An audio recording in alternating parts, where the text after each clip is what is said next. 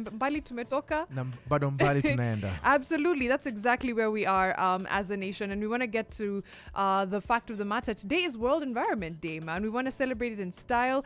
So we brought in Chris from the Commonwealth Youth Climate Change Network. Of course, tutakaribisha na makofi. Karibu sana, Chris.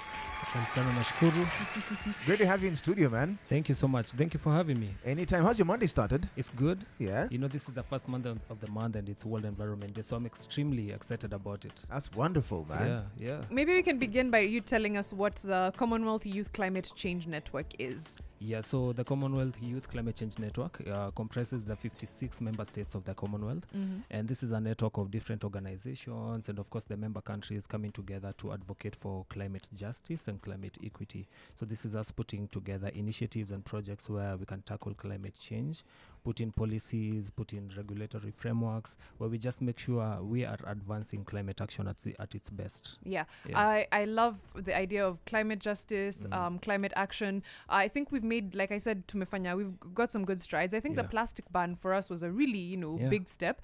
What was the next big step that we can take as a country towards, climate action, climate justice, and of course, plastic pollution and ending it? Yeah, I think maybe to give a background, because as you mentioned, we've made quite good strides as a country. Mm-hmm. So the plastic ban that you're talking about happened in 2017. Yeah. So Kenya actually put in one of the toughest regulatory frameworks. And then in 2019, they went ahead and said, we are banning all plastic bottles and waste into natural parks, you know, and the places like Karura. I was in Karura on Saturday and you can't enter with a plastic bottle. So that's amazing. They're very strict about that. I love it. Yeah, they're extremely strict. And then, of course, Nairobi, Kenya, is the environment capital of the world. So UNEP last year, March 2nd, 2022, put in a global plastic treaty, which by 2024, they want it to be, law abiding, and it's a very huge regulatory framework that says we need to stop plastic production, and of course even disposal has to be regulated.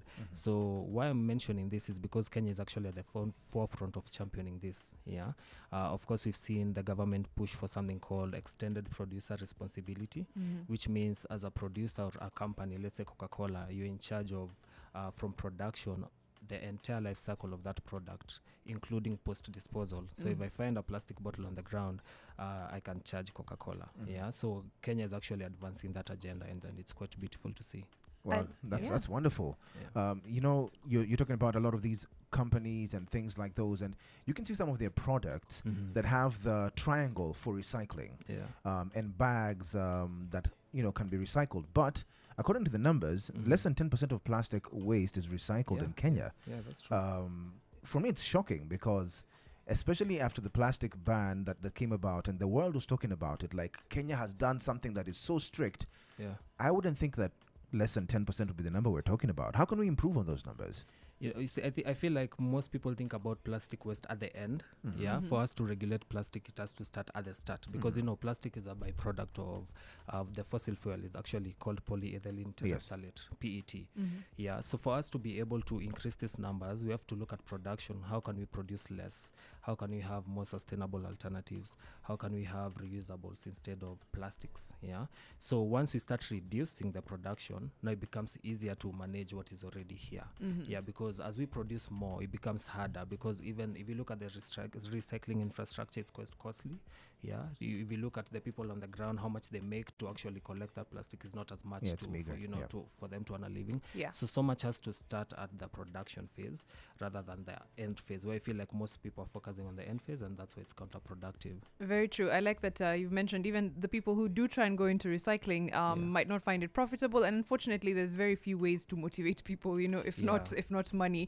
And also there's even like specifically in Kenya, you hear issues of garbage cartels. I want to recycle, I want to do this, but there are people who will literally not let me get to the trash. There's you're like, I thought we were doing cartels over oil and water. How about trash? Have you dealt with these issues or heard of them, and how can we also move past them so that whatever recycling we can do can be done effectively? I think it's a major issue having garbage cartels. In fact, in Dandora, it's quite risky for you to go and say, I want to recycle all this plastic. There are specific people you have to talk to. Okay. And this is because there's something called waste to wealth. And there are people who actually benefit from this. There are companies, for example, like Ocean Soul, who do flip-flops and turn them into things that you can put on your wall, or you can even have a notebook made out of that. Juicy, I saw a notebook made out of rock. So there's potential. Rock. Out of rock. It's quite interesting.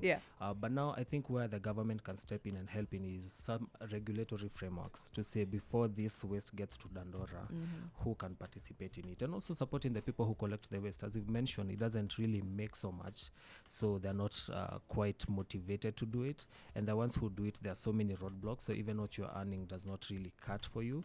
So I think the biggest thing we do is the regulatory framework, because that's how we can be able to eliminate the cartels in the middle. I like the idea of regulatory frameworks. I think we've always been people who are very good at legislating. It's implementing where things get a little bit tricky, and we'll talk about that a little bit more. But first, we'll get back into the music. When we come back, we'll talk more about World Environment Day and how we can find a solution to solving the problem that is plastics.